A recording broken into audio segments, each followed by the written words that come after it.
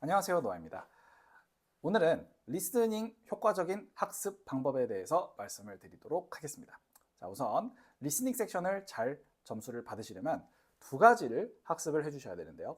제일 첫 번째는 영어, 두 번째는 청해입니다. 영어와 청해. 이 두 가지 중에 오늘은 이 영어에 대해서 좀 더 중점적으로 설명을 드리고자 합니다. 사실 이 청해라는 부분은 좀 물리적인 부분이죠. 크게 딕테이션과 쉐도잉으로 학습을 한다고 많이 알려져 있는데 이전에 영상들에서 어떻게 하는지 몇 번 촬영한 적도 있고, 그리고 사실 이 딕테이션과 쉐도잉만으로는 점수를 애초에 받을 수가 없고 이 영어에 크게 영향을 받는 애들이기 때문에, 그래서 이거는 오늘은 좀 논외로 하고 영어적인 부분을 가지고 어떻게 향상을 시켜야 되는가를 말씀을 위주로 드리도록 하겠습니다. 자, 우선은 모든 학습은 사실 제일 첫 번째로 하셔야 되는 게 현 상황 파악입니다. 지금 내가 어느 정도에 있는지, 그리고 무엇이 필요한지, 이걸 먼저 진단을 해야 되거든요. 그것이 먼저 진단이 되고 나서야 이제 효과적이고 효율적인 학습 계획이 나올 수 있는 것이죠. 그래서 그걸 가지고 지금부터 말씀을 단계별로 드리고자 합니다.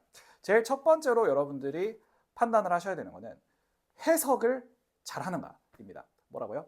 해석을 잘하는가. 우선은 해석부터 잘 돼야 돼요. 딱 문제를 봤을 때 해석이 안 되고, 보기도 해석이 안 되고, 들었을 때 무슨 말인지 하나도 모르겠다. 그러면 여러분들은 제일 먼저 하셔야 되는 게 바로 단어 암기부터 하셔야 됩니다. 단어가 있냐 없냐는 마치 불이 켜져 있냐 안 켜져 있냐와 똑같은 정도의 차이라고 생각을 해주시면 될 것 같습니다. 불이 꺼져 있으면 아예 안 보이잖아요. 단어를 모르면 아예 들리지가 않습니다. 그래서 기본적인 단어 암기는 좀 해주셔야 된다. 단어 암기는 크게 세 가지를 생각을 하시면 되겠는데, 우선 첫 번째는 바로 필수 단어들입니다. 필수 단어란 리스닝뿐만이 아니라 다른 곳에서도 다 사용이 되기 때문에 반드시 알고 있어야 되는 단어들인데요. 여러분들이 서점에 가시면 교재에서 볼 수 있는 바로 그 단어들이 바로 제가 말씀드린 필수 단어들일 가능성이 높습니다. 두 번째는 바로 그 필수 단어들의 동의어입니다. 뭐라고요? 동의어. 이 동의어의 역할이 토플 시험에 들어오면서 확 중요해지는데요. 이 영어권에서는 같은 말을 써서 두 가지 계속 반복을 하는 그런 것 자체를 굉장히 싫어하기 때문에 이 말이 저 말로 나오고 저 말이 그 말로도 나오거든요.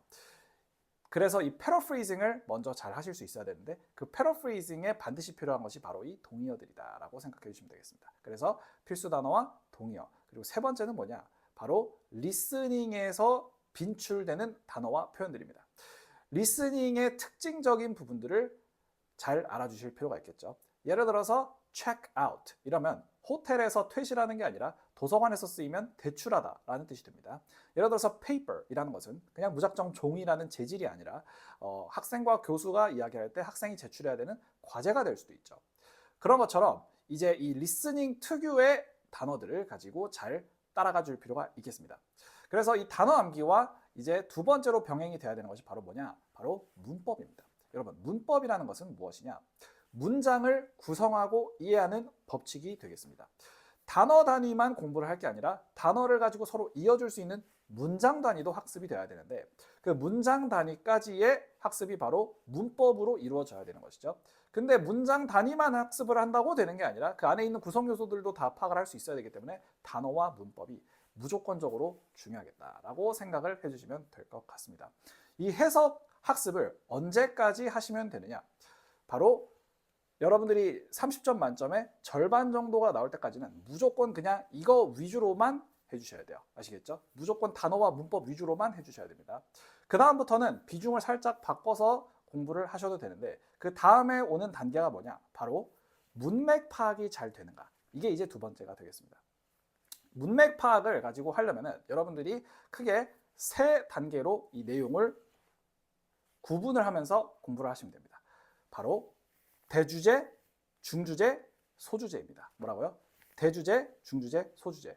그래서 이 대중소로 나눠놓고 이 내용을 가지고 파악을 하면서 가셔야 되는데, 제일 먼저 하셔야 되는 건 뭐냐면 바로 대주제부터 파악을 하시는 겁니다. 이 대주제가 사실 가장 중요한 뿌리라고 생각을 하시면 될 것 같습니다. 대주제는 이 전체 주제이고 그리고 가장 중요한 한마디이기 때문입니다. 그런데 이 대주제부터 만약에 잡히지 않는다? 그럼 마치 나무를 뿌리 없이 키우려고 하는 것과 똑같다라고 생각을 해주시면 되겠습니다. 자, 그래서 이 대주제는 어떻게 나오는지에 대해서 간단한 패턴을 먼저 파악을 하시고 익숙해지시면 그 다음부터는 이제 중주제를 위주로 학습을 하셔야 되겠죠.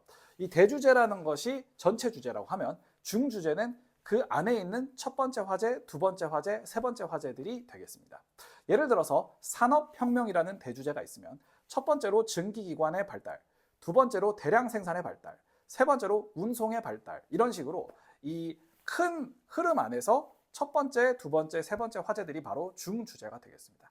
이것들을 구분을 하는 연습이 먼저 되셔야 이제 문제 출제에도 용이하게 대비를 할 수 있습니다. 여러분들이 나중에 풀다 보시면 아시겠지만 애초에 리스닝 섹션에서 문제를 출제를 할 때는 단락별로 문제를 출제를 하게 되어 있습니다. 단락별로 그러면 접근을 하면은 좀 더 정리된 상황에서 문제 풀이를 시작할 수 있겠죠. 그래서 단락별로 사고를 해주시는 것, 이것이 굉장히 중요하다. 근데 단락 구분만 했다고 되는 게 아니겠죠. 단락 안에 무슨 내용들이 나오는지도 반드시 파악을 하셔야 됩니다. 그게 바로 세 번째인 소주제입니다. 예를 들어서 증기기관이 발달을 할 때 그 안에 있는 내용이 무엇인가, 뭐 예를 들어서 어떤 부분을 혁신을 일으켰는가, 어떤 부품을 쓰는가, 어떤 원리로 돌아가는가 등등의 내용이 있겠죠. 아니면 몇 년도 했는가, 이런 것부터요. 자, 그렇고 나서 이제 뭐 다음에 대량 생산이라고 했잖아요. 그럼 대량 생산이 뭐 사실 모든 걸 다 대량 생산할 수는 없잖아요.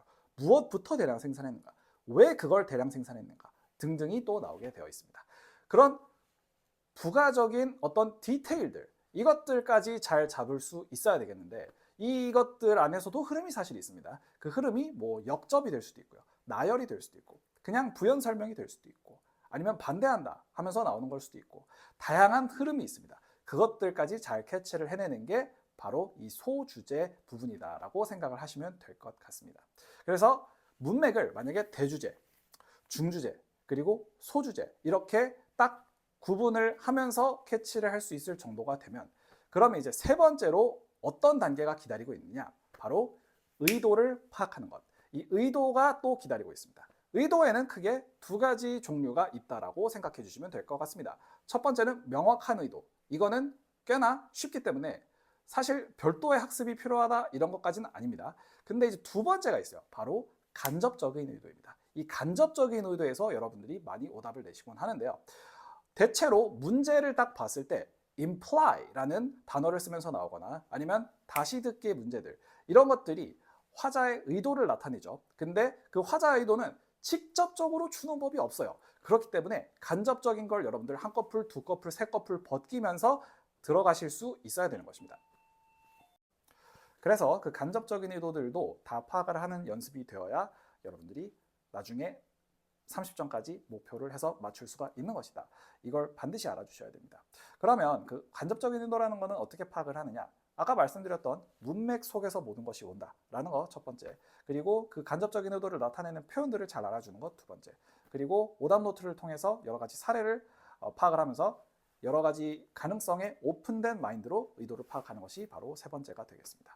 그래서 오늘은 단계별로 리스닝을 공부를 하실 때 어떤 것에 집중을 하셔야 되는지를 한번 말씀을 드려보았습니다. 여러분들께서 해석이 안 된다면 단어와 문법에 집중해 주셔야 되고, 문맥 파악이 안 된다면 대중소를 구분을 하면서 주제를 파악하면서 가야 된다는 거. 대주제가 뿌리, 중주제가 줄기, 그리고 소주제들이 바로 가지들이다라고 생각해 주시면 되겠습니다.